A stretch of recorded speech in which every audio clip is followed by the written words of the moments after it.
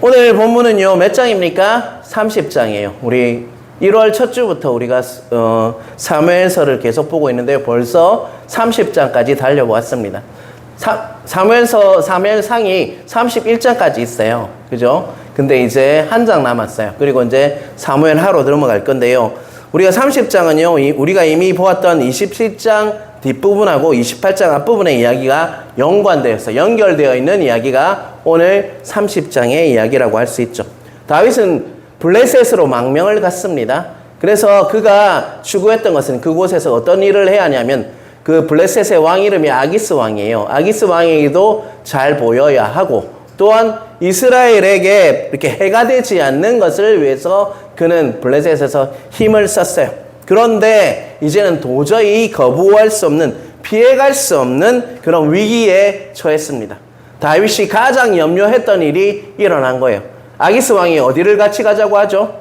바로 누구를 치러 가는데 같이 가자고 합니까? 자기의 조국인 이스라엘을 치는데 니도 같이 가자. 이제 같이 가서 힘을 좀 보태라 라고 이렇게 하고 있죠.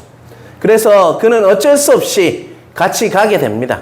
그런데 어떤 일이 일어납니까, 여러분? 누가 반대를 하기 시작해요? 바로 블레셋의 그 우두머리 장수들이 바로 아기스의 의견을 달리합니다. 저 사람을 같이 전쟁하면 어떻게 저 사람이 우리의 적이 될 수도 있어요. 저 사람은 정말 다윗이에요. 사울이 죽인 자는 천천히고 다윗이 죽인 자는 만만이라고 했습니다. 아기스 왕님, 저 사람 절대 우리와 함께 전투할 수 없어요 라고 우두머리들이, 지휘관들이 반대를 하기 시작했어요. 그 사태의 심각성을 깨달은 아기스 왕은 어떻게 합니까? 안 되겠다, 다윗아. 나는 너와 함께 하기를 원하는데 우리 부하들이 그것을 허락하지 않는다. 그냥 돌아가라 라고 이야기한 것이 바로 오늘 30장 전에 이야기라는 것을 기억하시면서 오늘 본문을 들으시는 은혜가 있길 주님의 이름으로 축원합니다. 자, 오늘 1절 성경 다 가지고 오셨죠? 자, 본문 1절에는 다윗이 며칠 걸려서 시글락에 돌아오게 됩니까? 3일 만에 이렇게 돌아오게 됩니다. 그런데 그 시글락에는 어떤 일이 일어나 있었어요, 여러분? 불이 타고 있었고 누가 다 잡혀가 있었습니까? 바로 여자들, 다윗의 아내 2명도 잡혀갔어요. 그리고 자녀들까지 다 잡혀간 그런 일이 일어났다는 것입니다. 누가 침공해 왔다는 것입니까?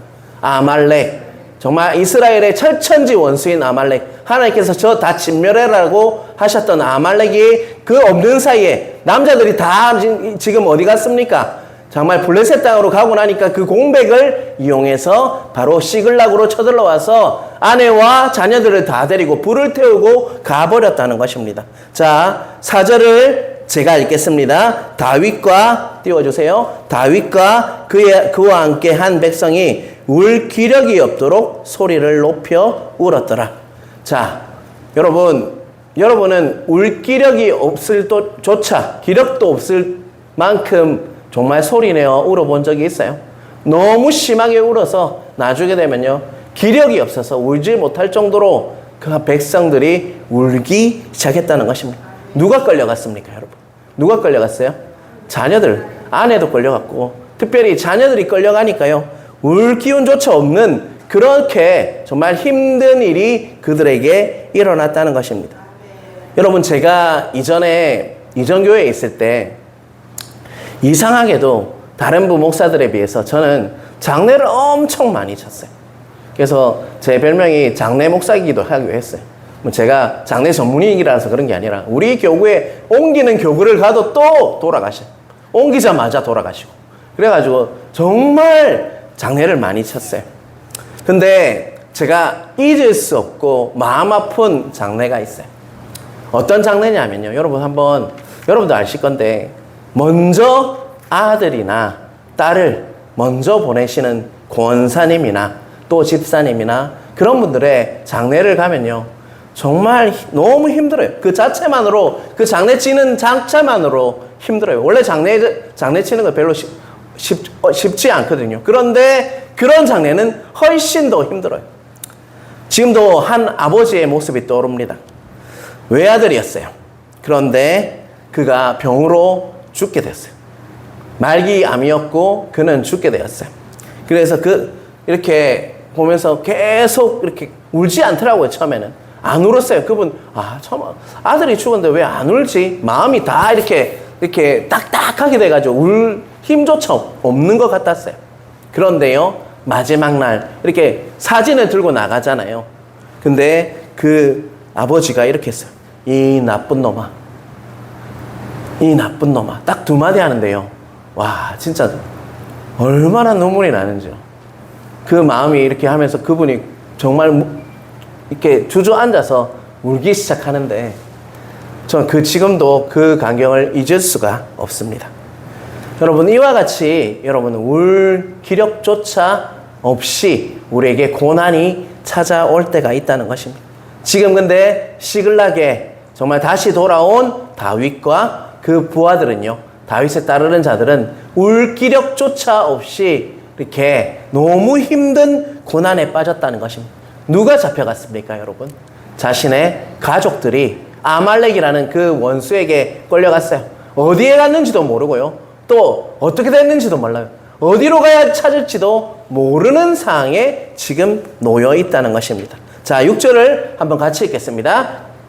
백성들이 자녀들 때문에, 같이 다시 읽겠습니다. 백성들이 자녀들 때문에 마음이 슬퍼서 다윗을 돌로 치자 하니 다윗이 크게 다급하였으나 그의 하나님 여호와를 힘입고 용기를 얻었더라. 자, 어떤 상황이 다윗에게 일어나는지를 한번 봅시다. 백성들이 자녀들 때문에 마음이 슬프다고 했죠. 여러분 이해하시죠? 어떤 상황인지. 그래서 지금 어떻게 하자고 이야기하고 있습니까? 다윗을 돌로 치자. 그 슬픔이 뭐로 바뀐 겁니까? 분노로 바뀐 거예요.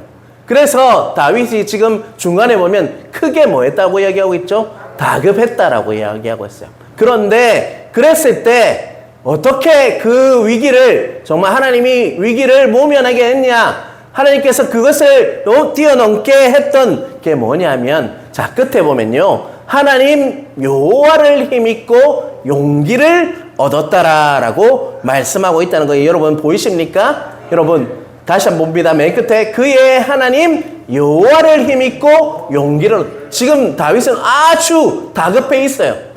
사람들이 어찌 보면 자신을 죽이려고 돌로 쳐서 죽이려고 하는 다급함에 빠져 있습니다. 그런데 딴 것이 아니나요? 그 다급함을 벗어나게 했던 것은요, 하나님 여호와를 힘입고 용기를 얻었더라라고 말씀하고 있어요. 원문에는 이렇게 말하고 있습니다. 하나님 안에서 힘입고 용기를 얻었다라고 이렇게 말씀하고, 누구 안에서요? 하나님 안에서 용기를 얻고 힘을 얻었다라고 원문은 이야기하고 있다는 것입니다. 급히 다급하고 울 기력 없을 만큼 울었던 그 상황 속에서 또 자기를 따르는 사람들이 자기를 죽이려 하는, 돌로 치려 하는 그 다급한 상황 속에서 어떻게 했다고요? 하나님 안에서 힘을 얻었다라고 분명히 말씀은 우리에게 말씀하고 있다는 것입니다. 누가 정말 힘을 줘서, 돈을 줘서, 그리고 정말 찾아와서 그가 힘을 얻은 게 아니라 누구 안에서요? 하나님 안에서 정말 용기를 얻어서 힘을 얻었다라고 분명히 성경은 말하고 있습니다. 사랑하는 성도 여러분, 다윗의 하나님은 어떤 분입니까? 평범했던 목동이었던 그 다윗에게 기름을 부으신 분입니다. 또 공과 사자의 발톱밥에서 건져주신 분이에요. 또한 거인 골리앗의 손에서도 그를 건져주신 분이 하나님이셨어요. 또 집요하게 자기를 죽이려는 사울의 그 창 앞에서도 하나님께서 어떻게 해주셨습니까? 그를 건져주셨죠. 그리고 블레셋 사람들의 위협 속에서도 하나님께서는요, 그를 건져주셨어요. 다윗은 그것을 알았을까요? 몰랐을까요? 그런 하나님께서 여전히 자신과 함께하고 있고 지금도 지켜주실 것이라는 그 믿음, 하나님 안에서 그는 힘을 얻고 용기를 얻을 수 있었다는 것입니다. 사람이 아니라 바로 하나님 안에서 그는 용기를 얻고 힘을 얻었다. 정말 하나님께서 그를 기억하시고 나에게 용기를 주시고 나를 지켜주실 것이라는 그 믿음으로 그 상황을 돌파할 수 있었다는 것입니다. 사랑하는 성도 여러분, 우리가 왜 신앙의 연단을 받아야 하냐면요, 또 왜 시험을 통과해야 하냐면, 왜 훈련이 필요하냐면요, 우리는요 삶이 평탄할 때는 정말 그 신앙생활하는 게 크게 어렵지 않습니다.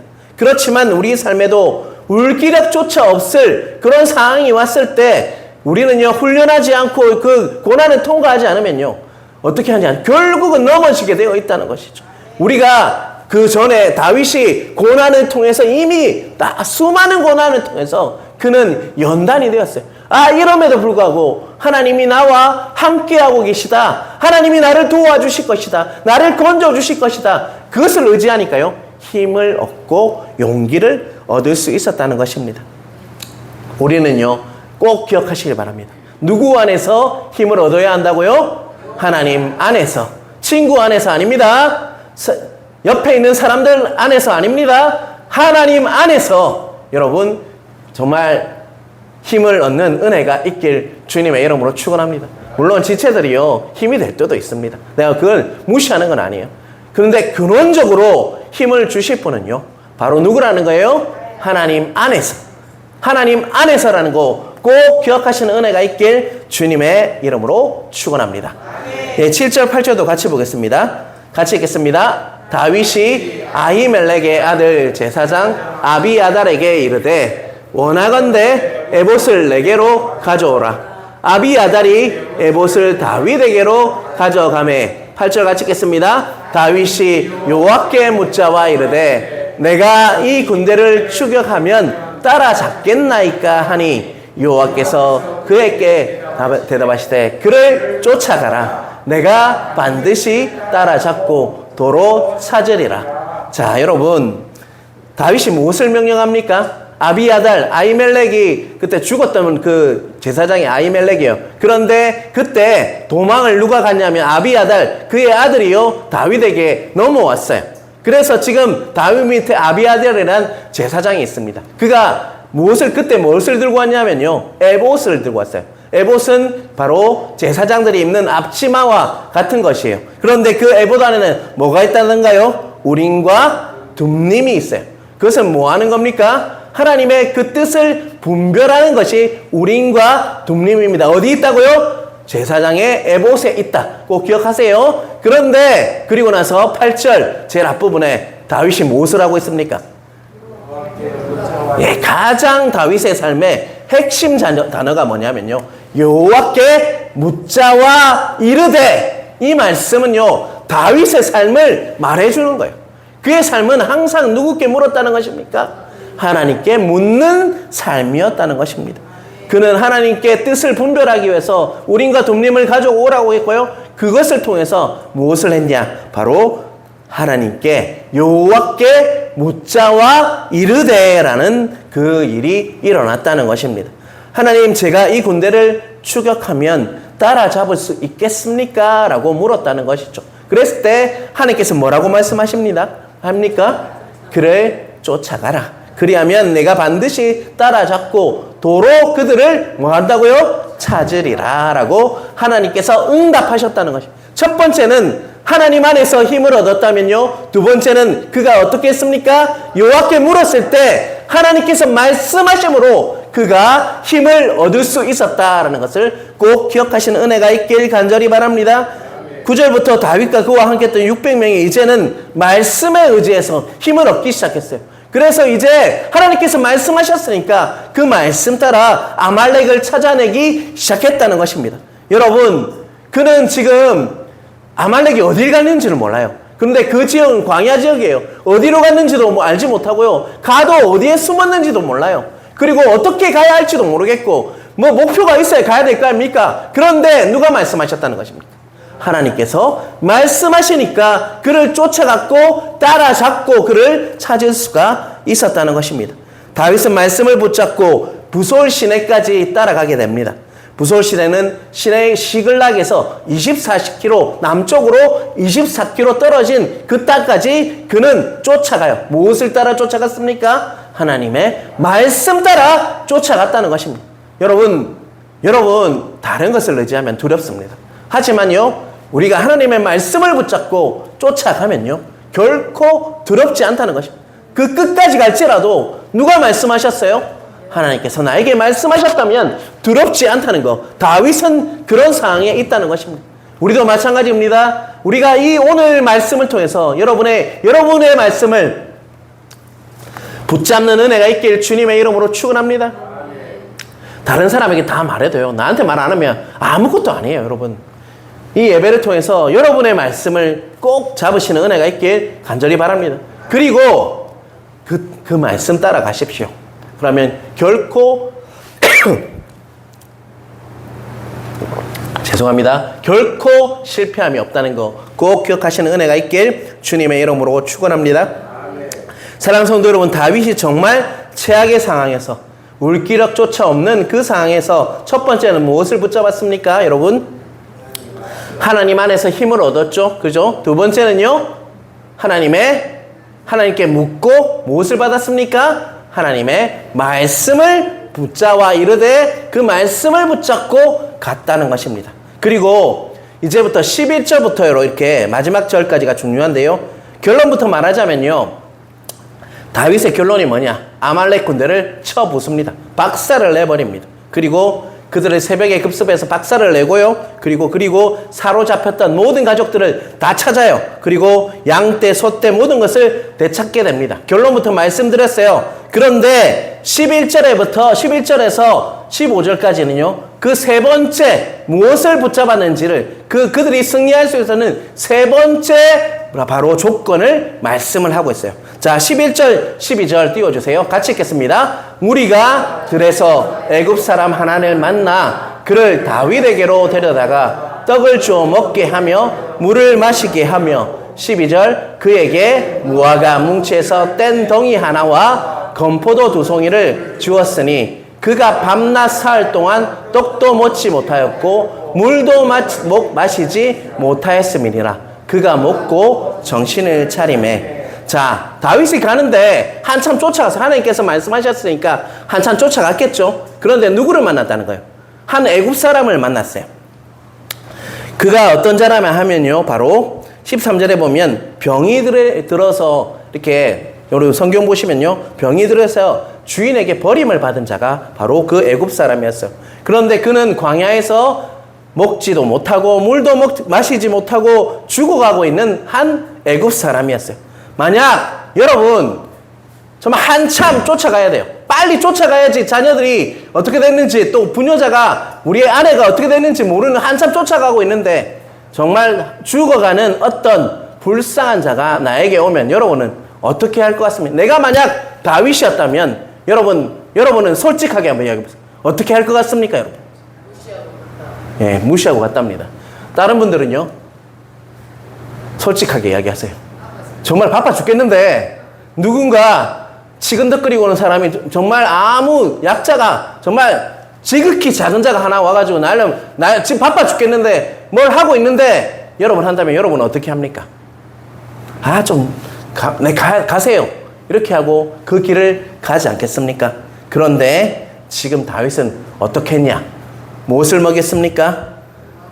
떡도 먹이고 물도 먹이고 심지어 12절에 무화과 뭉치도 주고 건포도 2송이도 주었어요. 밤낮 사흘 동안 떡도 먹지 못하고 물도 마시지 못한 자가 그것을 먹고 12절 끝에 뭐라고 하겠습니까? 그가 먹고 정신을 차리매라고 이야기하고 있어요. 한 사람을 먹이고 마시게 해서 정신이 들도록 그를 뭐 했다는 것입니까? 돌봐 주었다라고 말씀을 하고 있죠. 자, 13절에는요, 정신을 차리자 다윗이 그가 누구인지 물어봅니다. 저는 애굽 사람입니다. 그런데 애굽 사람인데 아말렉 사람의 종입니다.